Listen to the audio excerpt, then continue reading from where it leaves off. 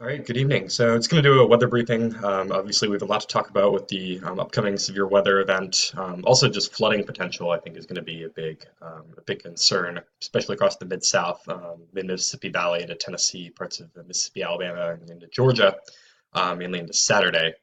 But taking a look at water vapor imagery, just to get a good idea of the synoptic scale or larger scale pattern, we can see this vorticity maxima or cyclone located kind of over Nevada, Utah, Arizona, bringing just tremendous amounts of snowfall to parts of the higher terrain in Arizona, such as Flagstaff, Sedona, as well as even Las Vegas in Nevada. Saw some snow there. And also some interesting weather into California, some reports of hail, even snow. So just a interesting mixed bag of precipitation there. And ultimately, this cyclone, which is now over the western U.S., is actually going to be what's responsible for producing severe weather over parts of the mid-South and southern United States Friday into Saturday. But generally, we have this mid-level speed maximum associated with an upper-level jet, southwesterly flow, mainly over the eastern part of the country. Kind of you can see that moving along the periphery of the ridge as you make your way into the northeastern United States. But all these things will really influence the synoptic scale pattern as well as the mesoscale features into this weekend. So this is basically just what I showed you in water vapor imagery. This is at 500 millibars, so mid-level water vapor imagery, 500 millibars. We're looking at the middle portion of the atmosphere. You can see that that closed low over Nevada, and you can actually see somewhat of a speed maximum, 90 knots, I believe that is, rounding the base of it. And you can see where this, so vorticity is a function of curvature and shear, so we'd expect this trough to dig somewhat to the south, even the southeast a little bit, where that vorticity advection is occurring. There's that broad kind of southwesterly flow in the mid levels of the atmosphere, generally in the order of 60 to about 80, 90 knots. So this is the sounding. This is from Jackson, Mississippi. As observed, this is actually the zero Z sounding from this evening. This is very much characteristic of an elevated warm front. So we see that sloped frontal surface, the steep inversion, and some elevated instability or cape above that, but relatively cool and stable at the surface, and that veering wind profile that really tells us there's that it is indeed a warm front, and we see strong warm advection ahead of that warm front. But if we actually just move to the south, not that far to the south of the warm front, this is very much characteristic of a warm sector. This is Slidell, Louisiana, somewhat of a loaded gun sounding. Still not terribly steep mid-level lapse rates, but that will it'll take some time to get those steep mid-level lapse rates out over the higher terrain over the southern U.S. Into the coming days. But we still have Friday and into Saturday to really see those lapse rates be affected east. But again, a lot of instability. Over 1,000 joules per kilogram of mean layer CAPE. Wind profile isn't terribly strong yet, but we also haven't seen the speed maximum and really cyclogenesis take place east of the Rockies yet. So this wind profile will intensify. That'll in turn strengthen the low-level warm advection. And all these ingredients will come together to produce likely somewhat of a widespread severe weather outbreak on Saturday across parts of the southern United States. But I also do think flooding is going to be really the main story. These are just surface observations you can see kind of along the Gulf Coast. There are dew points mainly in the upper 60s to low 70s, and then there's that warm front draped across kind of southern Mississippi, even to southern Louisiana, as well as parts of Alabama. Temperatures mainly in the 40s and 50s above it. Some fog, some light to moderate rain associated with that, but really not too much in the way of severe weather for the time being. So just talk a little bit about just kind of what we're going to be seeing. So here's where we are today. Here's that vorticity maxima centered over really Nevada and California. So really as this ejects further east, as it moves off the higher terrain, this is associated with cyclogenesis or Lee cyclogenesis. So granted the higher terrain, it's really going to be primarily to the north of where this is going to lift off over the plains, but there's still some higher terrain over New Mexico, so we do see that stretching of the vertical column. So what that does is it induces low pressure at the surface. Also somewhat westerly flow in the mid-levels of the atmosphere, so we deal with compression adiabatically as that air descends to lead the Rockies. So it warms, it compresses, so that results in surface pressure falls.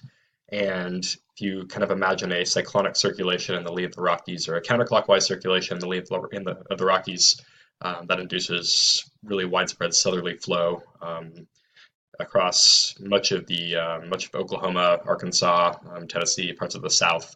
That will in turn will start to establish somewhat of a warm sector. Kind of looking at the larger scale forcing for ascent, again, this is into Saturday. It actually looks primarily to the north of the region. So forcing for ascent, it's how vorticity advection changes with height, or thermal advection, so warm advection will induce ascent. So it looks to be primarily to the north of the area of concern, but that actually might be favorable. You don't want too much synoptic scale forcing for ascent in areas where you're expecting severe thunderstorms, because that tends to result in a really messy storm mode. A lot of things initiating at once and a lot of storm interactions. So there is that. But really a strongly forced system, a lot of QG or quasi-geostrophic forcing for ascent with this. This seems to occur mainly to the north of the southern United States. This is the other forcing term, quote unquote. This is isentropic analysis. So where we're seeing positive pressure advection, that translates to positive thermal advection or warm advection on an isentropic surface or a surface of constant potential temperature.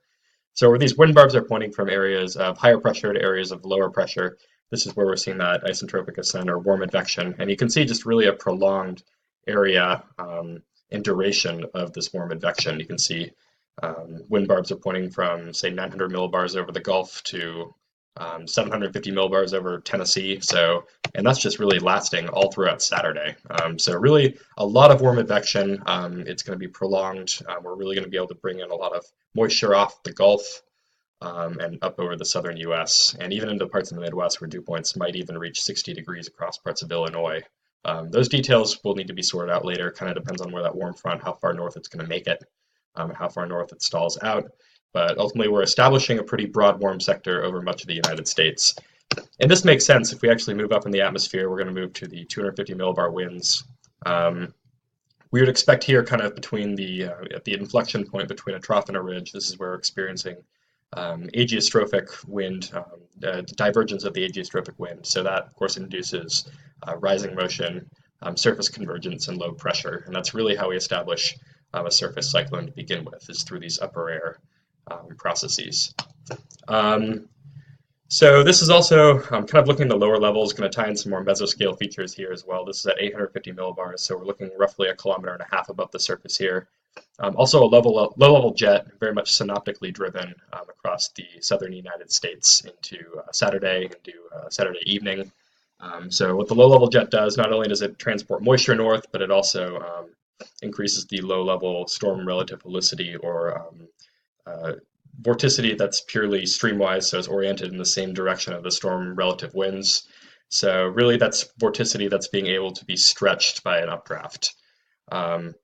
And that is very important when it comes to things like tornado genesis or tornado formation. So this low-level jet on the order of 50, 55, 60 knots, definitely significant. That will be something to keep an eye out for, in addition to helping transport moisture further north as well. I'm going to kind of zoom out a little bit. This is more to emphasize just the flooding threat. So if we look at the precipitation or the precipitable water anomalies, these are standardized again.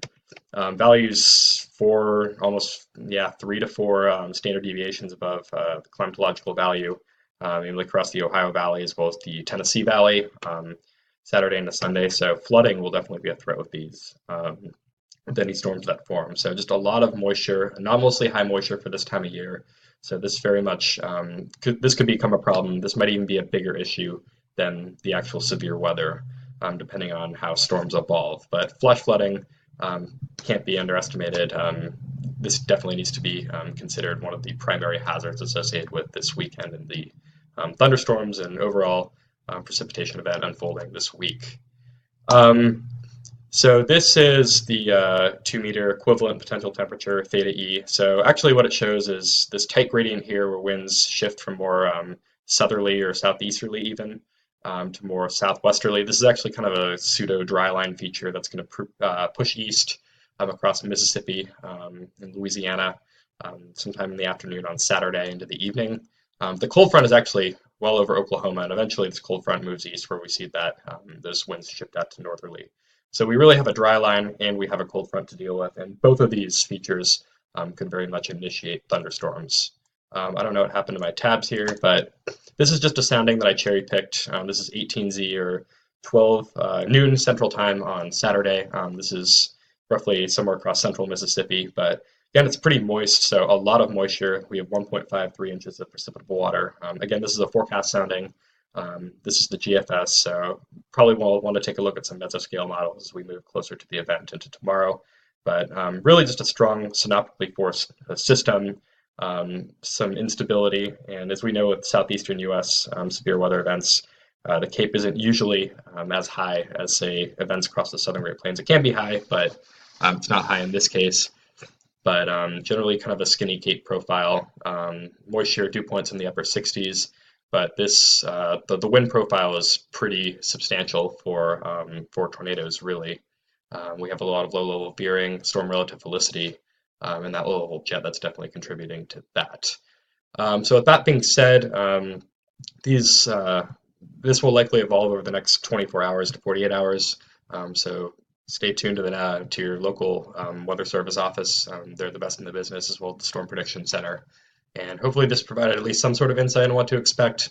These were kind of my thoughts, but I would always love to hear feedback or discussion. And yeah, I'll do one of these again sometime next week.